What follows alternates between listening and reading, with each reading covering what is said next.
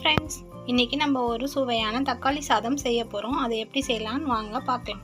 அதுக்கு கொஞ்சமாக தக்காளியை நறுக்கி வச்சுக்கோங்க, கொஞ்சம் பெரிய வெங்காயம் நறுக்கி வச்சுக்கோங்க. அது கூடவே ஒரு 4 பச்சை மிளகாவையும் எடுத்து வச்சுக்கோங்க. அதுக்கப்புறம் அடுப்பில் சட்டி வச்சு அதில் கொஞ்சம் எண்ணெய் ஊற்றி 2 சின்ன பீஸ் பட்டையும் ஒரு 4 கிராம்பும் போட்டுக்கோங்க. அது நல்லா பொரிஞ்சதுக்கப்புறமேட்டுக்கு இந்த பெரிய வெங்காயத்தையும் பச்சை மிளகாவையும் அது கூட ஆட் பண்ணிக்கலாம்.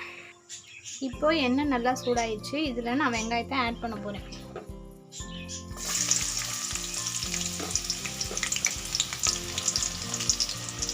வெங்காயம் ஆட் பண்ணியாச்சு. அது கூடவே நம்ம பச்சை மிளகாவை ஆட் பண்ணிக்கலாம். இது நல்லா கோல்டன் ப்ரௌன் ஆகிற வரைக்கும் ஃப்ரை பண்ணுங்கள் ஃப்ரெண்ட்ஸ்.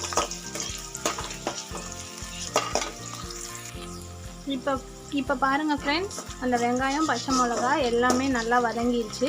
இப்போ இந்த ஸ்டேஜில் நம்ம அந்த தக்காளி கட் பண்ணி வச்சுருக்கோம்ல, அதையும் இது கூட ஆட் பண்ணிக்கலாம்.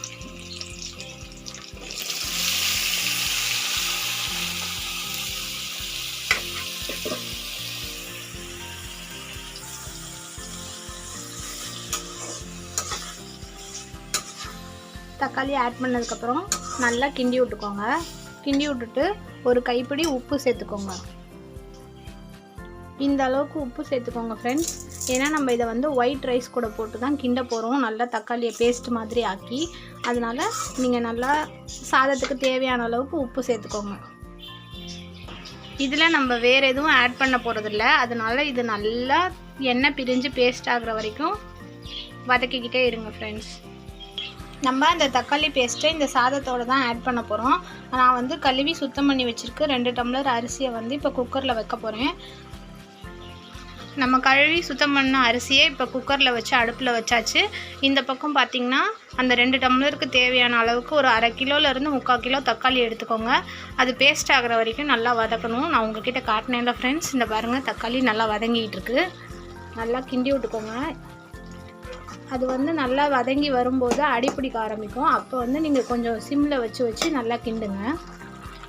இப்போ பாருங்கள் ஃப்ரெண்ட்ஸ், நான் சிம்மில் வச்சு ஓரளவுக்கு வதக்கிட்டேன். ஒரு 3/4 பதத்துக்கு வதங்கியிருக்கு. அந்த தக்காளியெலாம் பாருங்கள் முழுசாக இல்லாமல் கொஞ்சம் கரைஞ்சிருக்கு. இந்த மாதிரி நல்லா வதக்குங்க. இது கொஞ்சம் டைம் எடுக்கும், ஆனால் நீங்கள் நல்லா வதக்கிட்டிங்கன்னா டேஸ்ட் உங்களுக்கு சூப்பராக வந்துடும். இன்னும் கொஞ்சம் ஒரு 10 நிமிஷம் வதக்குனா போதும், ரெடி ஆகிடும். பாருங்கள் ஃப்ரெண்ட்ஸ், தக்காளி பேஸ்ட் நல்லா ரெடி ஆயிடுச்சு. இப்போ இது கூட நம்ம ஒயிட் சாதத்தை போட்டு கிண்டிக்கலாம். நான் கிண்டுறதை உங்களுக்கு காமிக்கிறேன். பாருங்கள் ஃப்ரெண்ட்ஸ், சாதம் நல்லா வெந்துருச்சு. இப்போ இந்த வெந்து போன சாதத்தை இந்த தக்காளி பேஸ்ட் கூட ஆட் பண்ணுங்கள். கொஞ்சம் கொஞ்சமாக ஆட் பண்ணுங்கள்.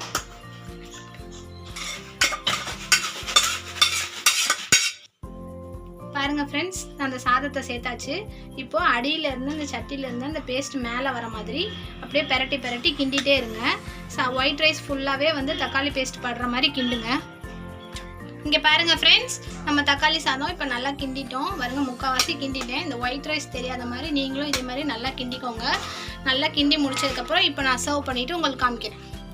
அவ்வளோதான் ஃப்ரெண்ட்ஸ், நம்ம செஞ்ச தக்காளி சாதம் ரெடி ஆயிடுச்சு. இதே மாதிரி நீங்களும் செஞ்சு ட்ரை பண்ணி பாருங்கள். என்ஜாய் பண்ணுங்கள்.